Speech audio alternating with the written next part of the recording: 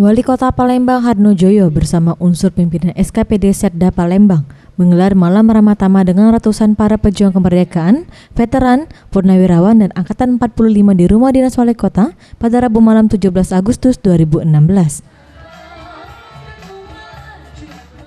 Dalam sambutannya, Wali Kota Palembang Hardno Joyo mengatakan, bulan Agustus adalah bulan keramat dan sekaligus bulan nostalgia bagi para veteran.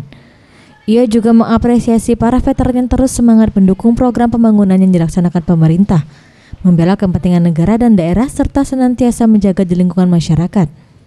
Hardno Joyo juga menambahkan, pemerintah Kota Palembang juga akan memperhatikan kesejahteraan para pejuang kemerdekaan, yaitu akan meningkatkan tunjangan untuk para veteran pada tahun depan. Sungguh kemarin, seminggu yang lalu, kami juga saat gotong royong ditemani juga oleh pejuang-pejuang kita ini. Bapak Hasim hadir bersama kami, Pak C. Agus bersama kami, Pak Zulkifli umurnya sudah 90 tahun hadir dengan bawa mobil sendiri ke tempat lokasi kami gotong royong. Sementara itu, Ketua Legiun Veteran Palembang, Taufik Rahman, dalam sambutannya sangat menyambut baik dengan rencana Pemkot Palembang yang akan memperhatikan tunjangan veteran di tahun depan.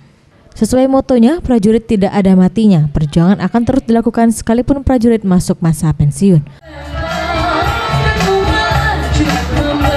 Fazla Ariantara, Sriwijaya TV.